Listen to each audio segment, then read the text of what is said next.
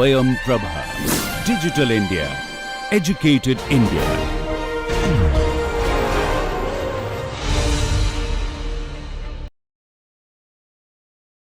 Right. So today we are in our 12th lecture and we are going to discuss minimization examples. Now, minimization examples, we shall take up a few minimization problems and we shall solve them. If you recall, this is the problem that we are going to take up. Now, if you recall, in our last class, we have taken up how to solve minimization problems. And very quickly, a quick recap that minimization problems, the objective function is minimization. And in the standard form, the constraints are always greater than equal to. This is because in many situations, such as public utilities, and many other situations, the regulation requires that when you minimize a function, say cost minimization, you must also maintain a certain regular level of activities. And in order to ensure that, the constant types usually are greater than equal to type.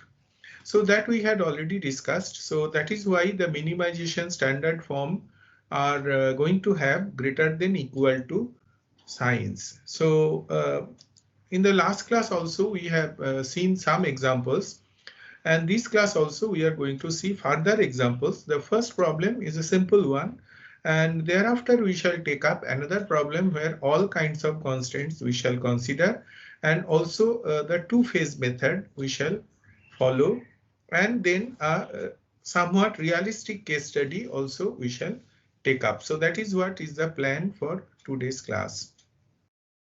Right, now let us look at this particular problem. Minimize z equal to 360 y1 plus 160 y2 plus 300 y3 subject to 4 y1 plus 2 y2 plus 2 y3 greater than equal to 600, and 3 y1 plus y2 plus 3 y3 greater than equal to 400, and then all the three variables are non-negative. That means y1, y2, y3 all are greater than equal to 0. So as you know, for solving all linear programming problems, the first task is to convert it into an augmented problem. The augmented problem we shall add more variables, and so that the constraints all turn to equality.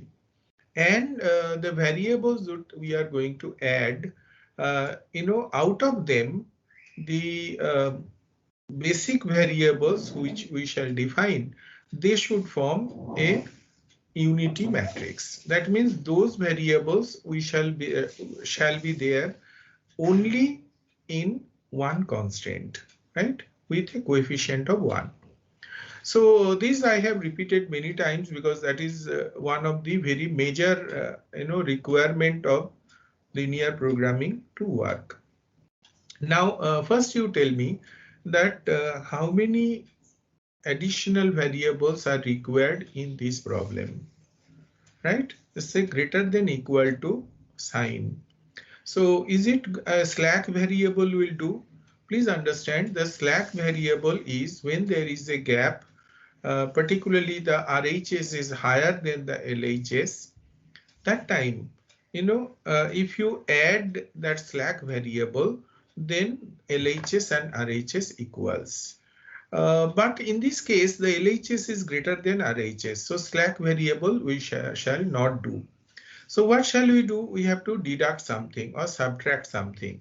So those are called surplus variables. So assuming we shall take two surplus variables, and deduct from the first one from the first constraint and second one from the second constraint, and both the variables are greater than equal to 0, then we shall be having equality constraints, all right. But will it do? Please think and tell me. You'll see that it will not do. Why it will not do? Because when you have taken the surplus variables, their coefficients are -1. And these -1 coefficients are not going to work because although the variable occurs in only one constraint, both these additional variables, but they are not forming an unity matrix. The matrix formed by them is -1, 0 and 0, -1. So this is the constraint that is going to affect us. And so we need additional variables for bringing them into canonical form. So what are those additional variables? Please think. They are called artificial variables. So we need one surplus variable and one additional variable in constraint 1, and one surplus variable and one additional variable in constraint 2. Is it all right? So both are required. Only then the problem would be turned into a canonical form. So now here is that augmented problem written. The two surplus variables are y4 and y5, and two additional variables are a1 and a2. And all these variables are greater than equal to 0. So look here, 4y1 plus 2y2 plus 2y3 minus y4 plus a1 equal to 600. And in this case, minus y5 plus a2 equal to 400. And how will they occur in the objective function? The surplus variables, they are actually unused resources. So they don't need any what you call coefficient, cost or profit coefficient. In this case, minimizing. So you can even call it a cost coefficient. So 0 y4 plus 0 y5. But for the artificial variable, since it's a minimization problem, we should take infinitely large value m associated with them as cost coefficient. So MA1 plus MA2. So this is how we shall convert the original problem to the augmented problem. Right? So what are the various things? Because it is greater than equal to, we need a surplus variables as well as an additional variables. The surplus variables are having 0 cost coefficient, and the additional variables or the artificial variables, they are having m cost coefficient. Right? These additional variables are called artificial variables. So these I did not tell so far. So these additional variables which we shall add, they are called artificial variables. So these two artificial variables, a1 and a2, they are associated with plus m cost coefficient. Right? So augmented problem is there. Now we can put it all of them in the simplex first table. So look at the simplex first table. Which variable should be in the basis? A1 and A2. Why? Because they are associated with +1 coefficient, right? Why not y4 and y5, the surplus variables? Because they are associated with -1 coefficient. All right. So therefore, A1 and A2 should be in the basis. The values are these 600 and 400. And y1 coefficients are 4 and 3, y2 2 and 1, y3 2 and 3, y4 -1 and 0, y5 0 and -1, and a1 1 0, a2 0 1. The next thing is to compute Cj minus Zj. That is the net cost, if you say, that would be required to bring one unit of variable y1 or y2 or y3 or y4, which are the non-basic variables, into the basis. So Zj is the lost profit, or in this case you can even call lost cost. So that is what is giving up, how much you are giving up to bring one unit into the basis. To bring one unit of y1 into the basis, you are giving up 4 units of a1 and 3 units of a2. So what is the cost of that? 4m and 3m, so 7m. And these 360 is that is the gain side. So that means 360 minus 7m. Since m is a very, very large number, so instead of writing 360 minus 7m, I'm just writing minus 7m. All right, really speaking, if you are technical about it, you should say that it is 360 minus 7m. Just imagine m is 1 million. So 360 minus 7 million is, 360 is nothing in comparison to 7 million. So in that case, we can simply say minus 7m. So for y2, the zj is 3m. So 160 minus 3m, or neglecting 160 minus 3m. For y3, 300 minus 5m, because 2 and 3, that is zj. For zj is 5m, so it should be cj minus zj should be 300 minus 5m. Neglecting 300, we get minus 5m. Y4, zj is minus m, cj is 0, so cj minus zj is m. Same thing about y5, and these two are basic variables, so they are all zeros automatically. All right. So which variable should come into the basis and which variable should be leaving the basis? Right? We know very well that the variable that is having the most negative value of cj minus zj, because if you bring 1 unit of y1 into the basis by this much amount minus 7m, the cost, the function, the profit or cost function would be changed by reduced. That means this function would be reduced by 7m. This will be reduced by 3m, and this will be reduced by 5m. Obviously, we want to reduce the maximum. So therefore, y1 should be coming into the basis. Which variable should leave? It should be one of a1 or a2. So if a1 leaves, then 600 by 4. If a2 leaves, then 400 by 3. So 600 by 4 is 150. 400 by 3 is 133 point something. So obviously A2 is the bottleneck, so A2 should leave. All right. So exactly that is shown here. Y1 comes into the basis and A2 goes out of the basis. All right. So this is the key row and this is the key column. The intersecting element is 3. So y1 is entering the basis and a2 is leaving the basis. Since a2 is an artificial variable and it would not enter the again once it leaves, so we can drop a2 from further calculations. So what we can do in our next table, we can simply drop a2. All right, and a1 will remain, and this a2 column we shall simply remove. All right, so then these calculations are done and we get the simplex second table. And how, if you are interested in the calculation, then we divide all these elements by 3, and 600 should be 600 minus 400 into 4 by 3. So that means 600 minus 1600 by 3. That means 800 minus 1600 whole to the power, whole to the divided by 3. So that means 200 by 3.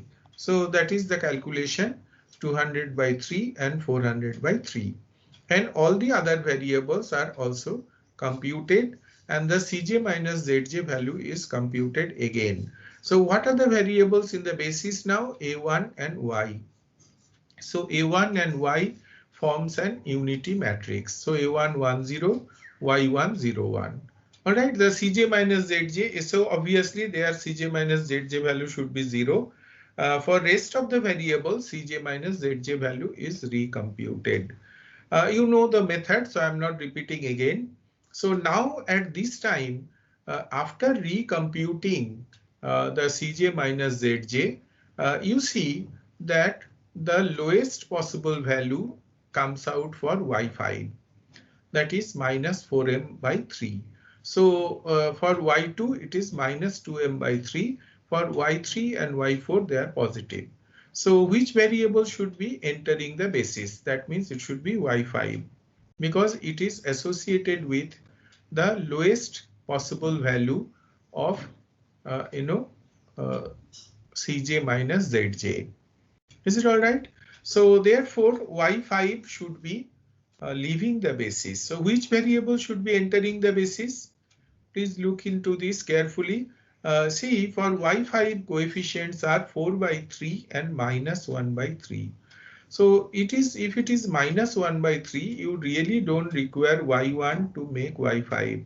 Instead, for making every unit of y5, you release 1/3 unit of y1. So that means this 400 by 3 that is available for y1 will never be the bottleneck. So which one should be leaving then? A1, because that is the only variable left. So as we have discussed, exactly A1 is leaving now and Y5 should be entering. All right, since A1 is an artificial variable, it would not enter the basis again once it leaves. So we can drop A1 from further calculations. So what we do now at this stage, we leave out A1 for further calculations. Instead, we get Y5. All right, so now new basis should be y5 and y1. Look here, the intersecting element is 4 by 3. So 203 divided by 4 by 3, 1 by 3, 1 by 3 cancels. So 200 by 4, it becomes 50. Is it all right? So these values should be 50 then. And this value should be 403 minus 203 into minus 1 by 3 by 4 by 3. All right, whatever it computes, that we shall put. So we compute, and this is what has been found, that y5 equal to 50 and y1 equal to 150. Look, we have now dropped a1 also. So both a1 and a2 has gone out of the basis. So we have now got a feasible solution.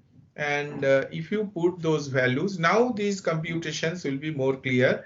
So y5 and y1, they should form the unity matrix, that is 1, 0 and 0, 1.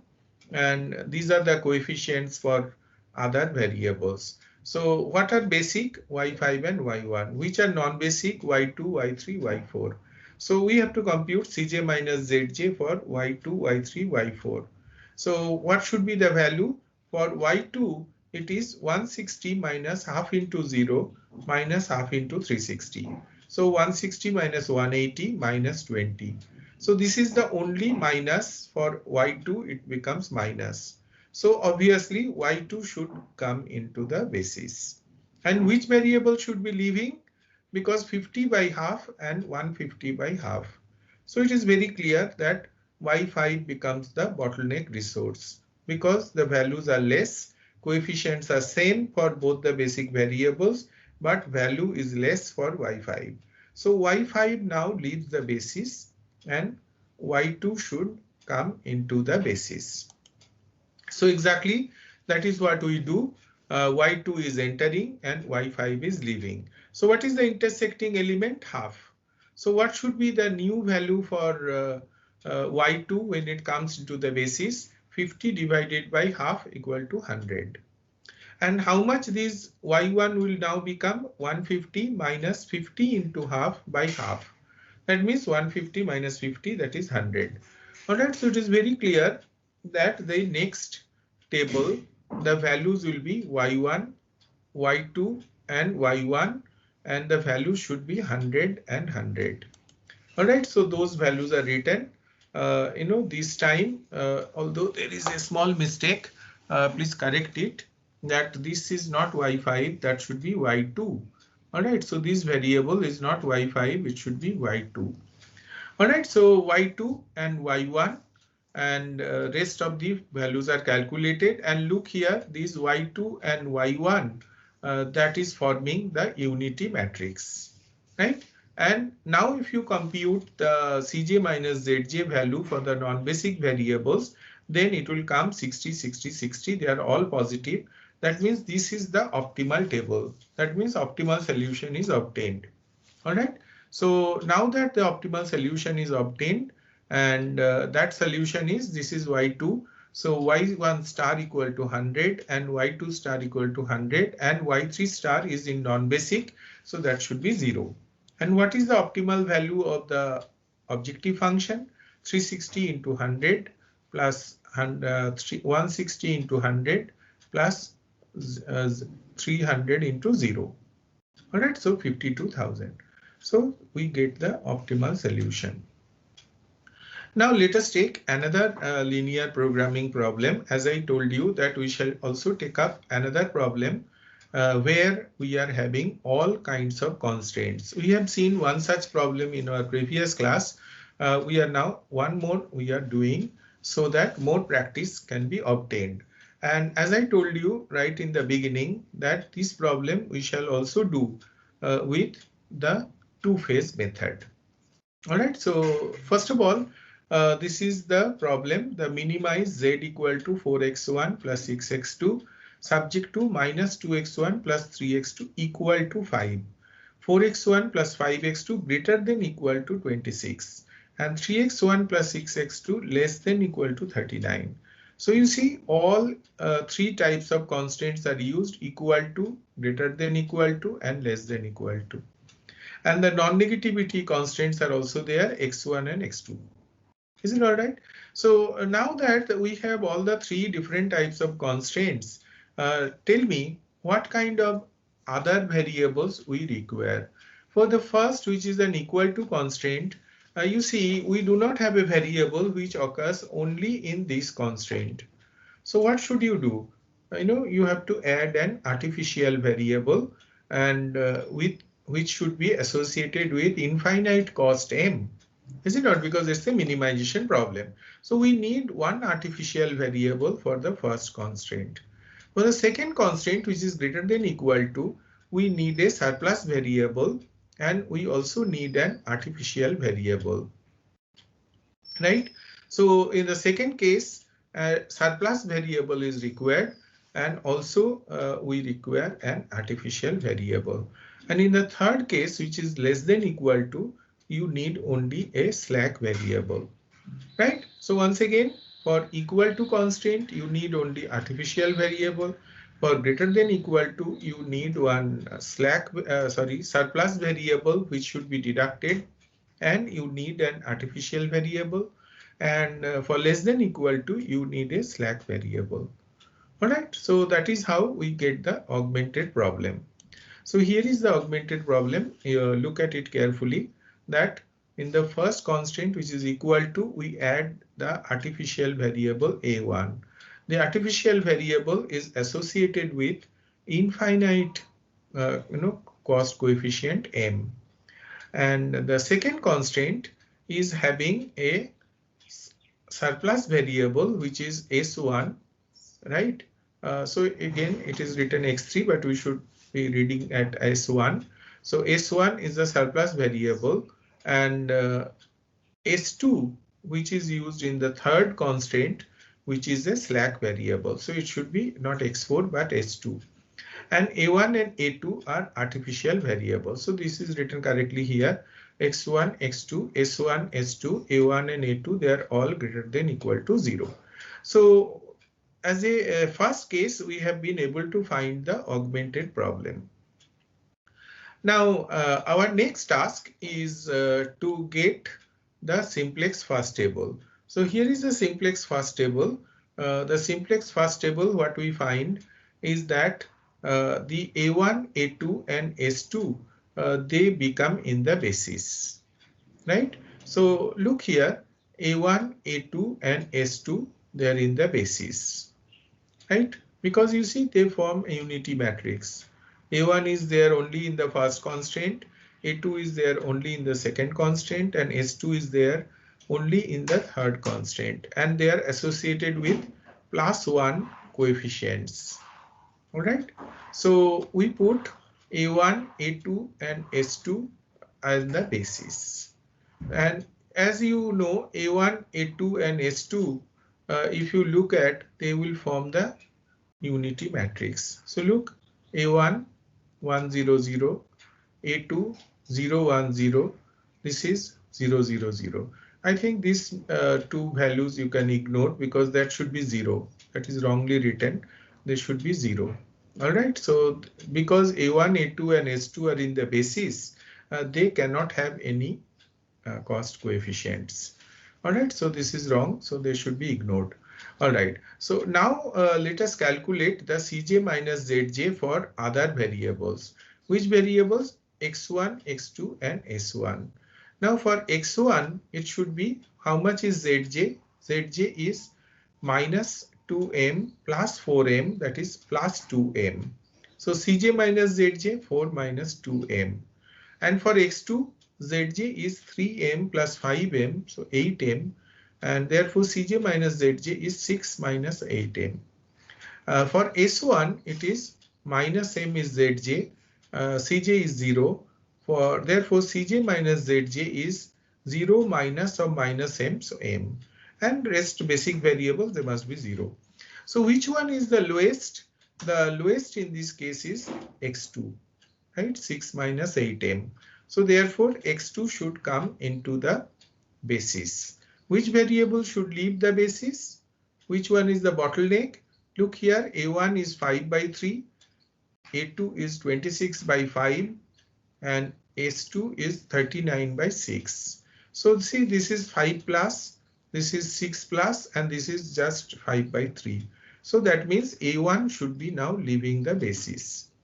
So as we have discussed, that A1 now should be leaving the basis, and X2 should be entering the basis. So x2 is the entering variable and a1 is the leaving variable. Once again, this mistake you correct. The a1 and a2, there should not be minus m, there should be 0, and this is nothing that you forget. So this should be 0, 0. All right. So now after x2 comes into the basis, now the new values. So because this is the key row, everything should be divided by 3. So this should be 5 by 3. Minus 2 by 3, 3 by 3, 1, and like this. And we see because artificial variable a1 should now be dropped because it can never come back into the basis. Is it all right? So that is how it is. And then after we get the second table, now this is from the second table, and this second table is now further. You see again this mistake that a2 should be 0. Now it is in x2, a2 and s2. x2, a2 and s2, they are in the basis. So they should form the unity matrix. Look at the unity matrix 1, 0, 0, 0, 1, 0 and 0, 0, 1. All right. And their cj minus zj value should be 0. So 0, 0, wrongly written minus m, it should be 0 also. Right. Now let us calculate the cj minus zj values for the remaining variables. What are the remaining variables? Remaining variables are 2, x1 and s1. All right. So if you again compute cj minus zj, this time you find this should be 8 minus 22m by 3 for x1 and m for s1. Now which one is negative? It is for x1 because m is a very high number. So therefore x1 should be entering and leaving variable should be a2 because it is 53 by 3 by 22 by 3. So 53 by 22, 2 point something, and this is negative, so cannot be bottleneck. This is 29 by 7 is much higher. Right, so a2 now leaves, and as a2 leaves, then we have x1, x2 and s1. See, they form the unity matrix, and this is s1. So their cj minus zj value is computed because only non-basic variable left is now s1. X1 now enters the basis. Artificial variable a2 leaves the basis. Artificial variable a2 can now be dropped from the simplex table because it can never come back into the basis. All right, so this is the simplex third table we found. Now all the cj minus zj values are positive. Therefore, the optimal solution is obtained. So what is the optimal solution? X1 equal to 53 by 22, x2 equal to 36 by 11, and z would be 4x1 plus 6x2 equal to 322 by 11 equal to 29 by 0.27. All right, so this is how we solve such kind of problems. Now let us solve the same problem by the two-phase method. Now a quick recall, in two-phase method, what we do, rewrite the objective function with only artificial variables with profit coefficient values as 1. Now solve using the simplex algorithm till the artificial variables are eliminated. So objective function is rewritten where only the artificial variables are having a coefficient, profit or cost, whatever you call, equal to 1, and for all the other variables they should be 0. And in phase 2, now restore the objective function because now artificial variables are eliminated. The original objective function you restore, rewrite the simplex table as obtained after phase 1 after the elimination of the artificial variables. That means Cj minus Zj values should be recomputed. So recompute the Cj minus Zj values with the restored objective function, carry out simplex procedure till the optimum solution is obtained. Is it all right? This is what we do by solving in the two-phase method. So let us see the phase 1. So here is the phase 1. Again, the mistake is there in A1 and A2 Cj minus Zj because A1 and A2 and S2, they are the basic variables. So A1, A2, S2 should form the unity matrix. Look here, unity matrix is put 1, 0, 0, 0, 1, 0, 0, 0, 0. So now these two minus 1 and minus 1 should not be there. They should be 0, 0, 0 because the Cj minus Zj value cannot be there for the basic variables. They should be zeros. They need not be written also. Anyhow, for the remaining variables, that is x1, x2 and s1, we have to compute Cj minus Zj. Look here, we have put 0 for everything excepting A1 and A2. All right.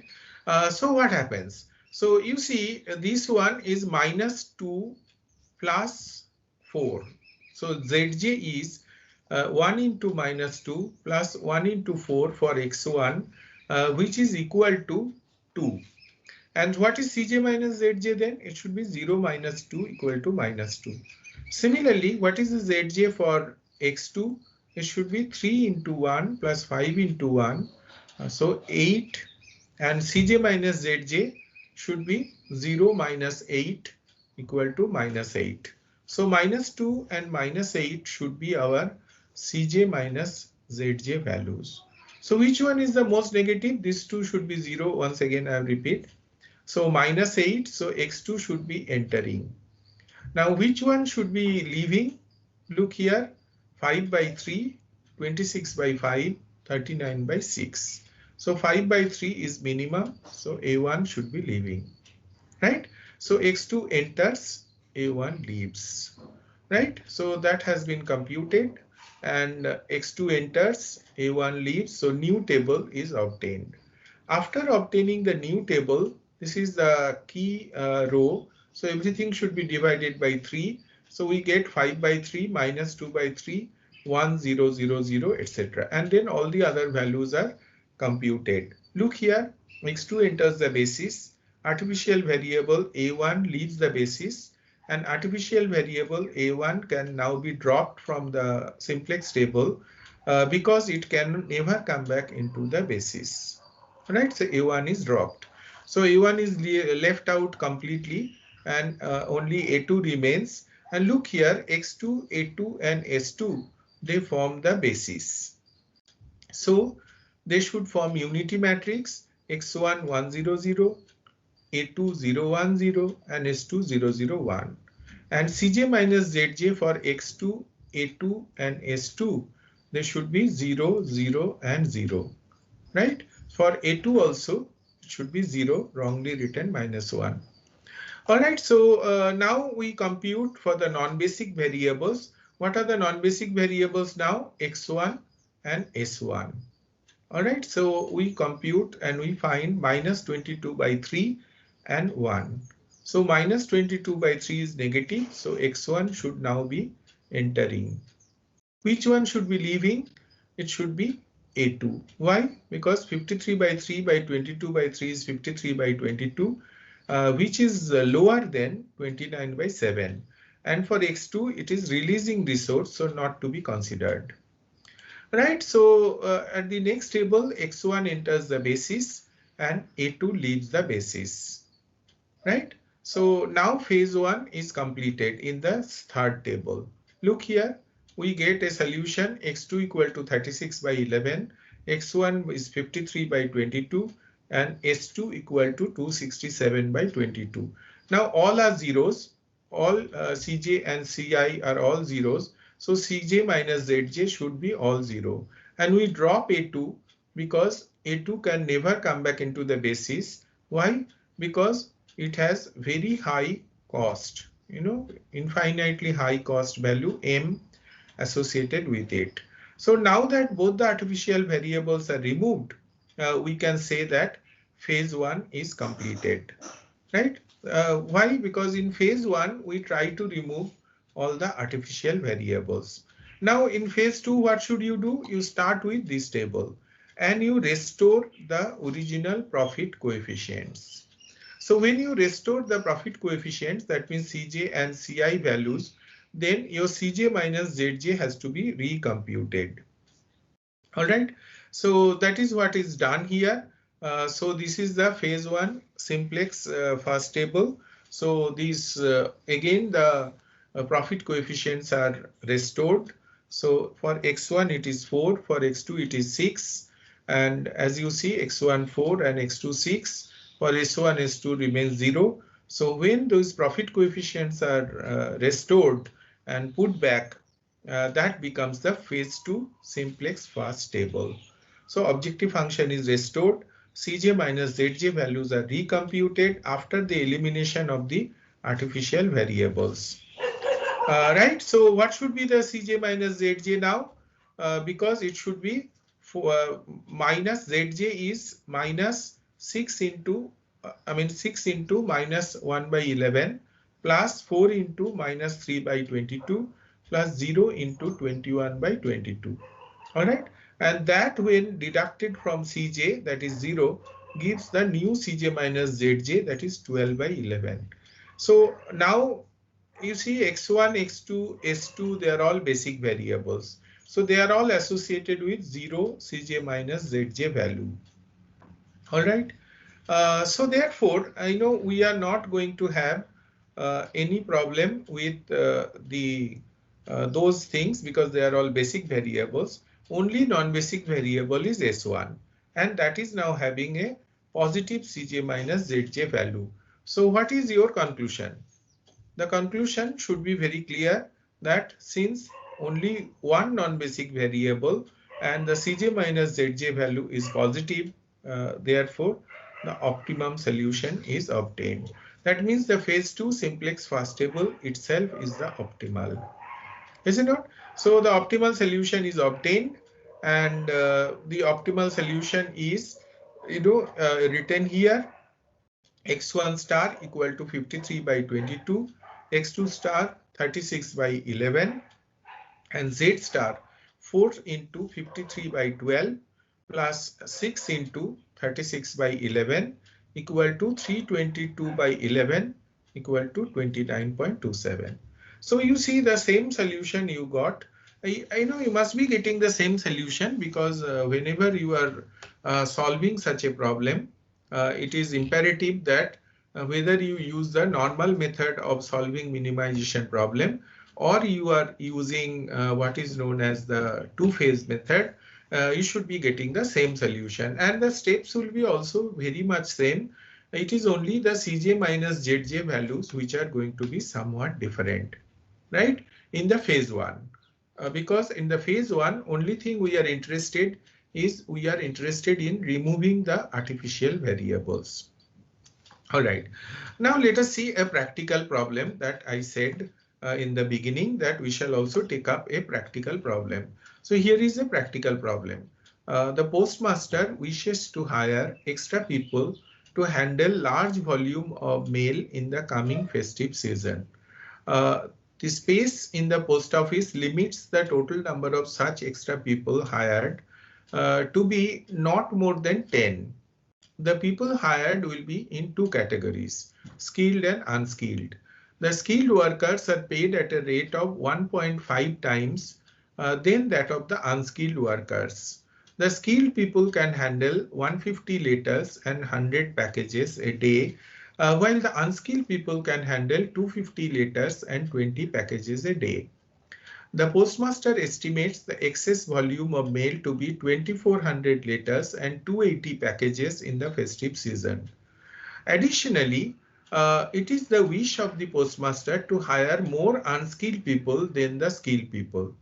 So how many skilled and or unskilled people should be hired? So let us see first is what are the decision variables. There are two decision variables, as you can see, how many skilled people are to be hired and how many unskilled people are to be hired. So that is the first thing. Then an objective function. What is the objective function?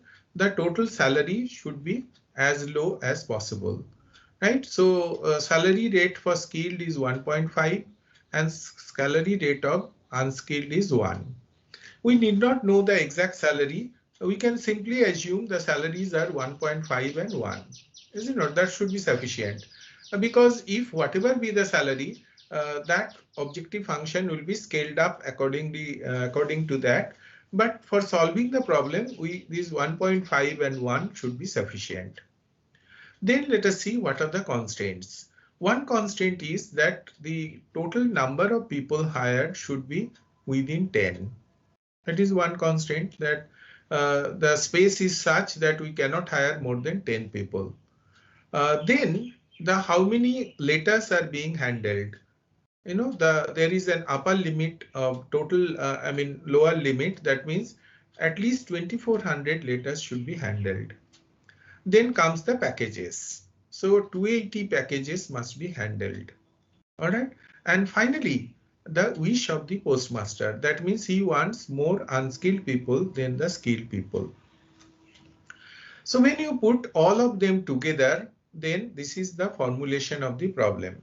So let us say the decision variables x1 number of skilled people hired, x2 number of unskilled people hired. The objective function minimize z equal to 1.5 x1 plus x2. Constraints, total number to be hired. It should be within 10. So x1 plus x2 should be less than equal to 10. Postmaster's preference, more unskilled people. So x1 should be less than equal to x2. So if you take x2 on the LHS, then x1 minus x2 less than equal to 0. Now here is a important thing to say. You could have been written also that x2 minus x1 greater than equal to 0, right? But that is not a good idea, because if you write it as a greater than equal to 0, then you need two variables, one surplus and one artificial variable. But if you write it as x1 minus x2 less than equal to 0, then you need only one, slack variable. So therefore, to reduce the number of additional variables, it is better to write in this form, that is x1 minus x2 less than equal to 0. So, these are some of the simple tricks that we should follow to reduce the number of variables. Number of letters handled. So you see 150 letters are handled by skilled people and 250 letters are handled by unskilled people. Package handling is difficult, so that is, skilled people can do 100 and unskilled people can do only 20. So therefore 150 x1 plus 250 x2 is greater than equal to 2400. To simplify, you can divide it by 50 and you can make it 3x1 plus 5x2 less than equal to 48. All right. And in the second case, 100x1 plus 20x2 greater than equal to 280. To simplify, divide it by 20 and then 5x1 plus x2 greater than equal to 14. And obviously there is non-negativity criteria, that is x1 and x2 both should be greater than equal to 0. Right? So this is the formulation. There are two unknowns or decision variables, number of skilled and number of unskilled people. The objective function is from the minimize the total salary, and four different constraints. Two are less than equal to and two are greater than equal to, and we have simplified them also and put it in the simplified form, and the non-negativity constraints, right? So that is the formulation. So here is the original problem. Minimize z equal to 1.5 x1, plus x2. The constants are written less than 10, less than 0, greater than 48, greater than 14, and the non-negativity. So how many additional variables are required? For the two less than equal to constants, we simply have to add one slack variable. So x3 and x4, one each.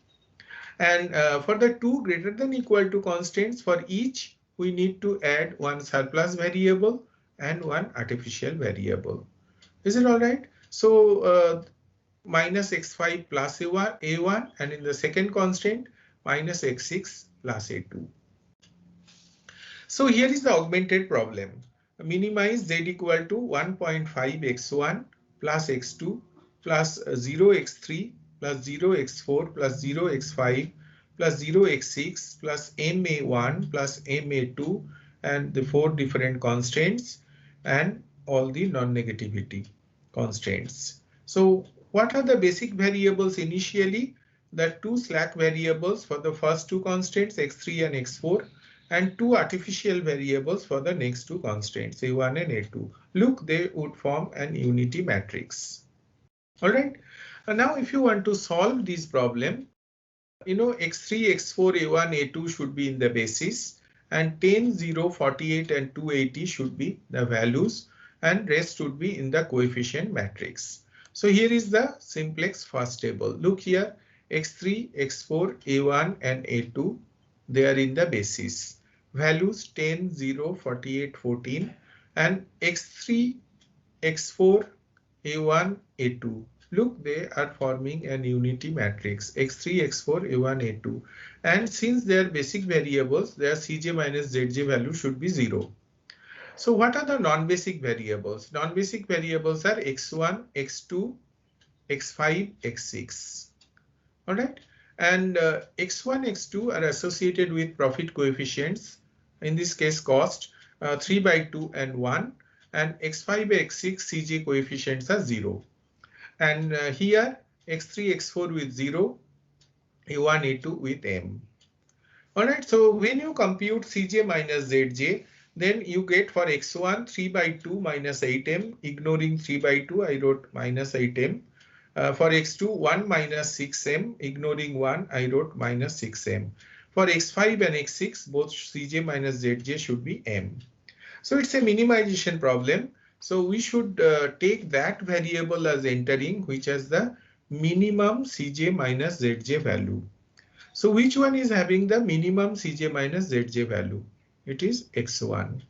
Is it all right? So for x1 coefficient is cj minus zj is minus 8m. So x1 should be the entering variable. So which resource becomes bottleneck? Look here, the values are 10, 0, 48 and 14 and all the coefficients are positive. So which one should be bottleneck? If you look at it carefully, you will see x4 is the bottleneck resource because it has got only 0. So you see, some of you might be thinking, because all the minimization problems we have taken up so far, the artificial variable was first to be removed. But it need not be like that. It is not always that you should be removing the artificial variable first, because we cannot do anything so that we do something which is not simplex. We should do simplex. You need not force that artificial variable should be removed first. If you try to do all those things, then you will get negative values in the basis. So do not try those type of things. Please remember that it is the simplex procedure has to be followed. So if a variable which is not artificial is leaving the basis first, allow that to happen. Don't force that the artificial variable should be removed first. Right, so you see the artificial variable is not leaving the basis, but x4 is leaving the basis and x1 is entering the basis. Right, so that is the simplex first table. The intersecting element is 1, so therefore it will be easy to compute. In the simplex second table, then x1 has entered the basis and the x4 has left the basis. So now x3, x1, a1 and a2 forms the unity matrix.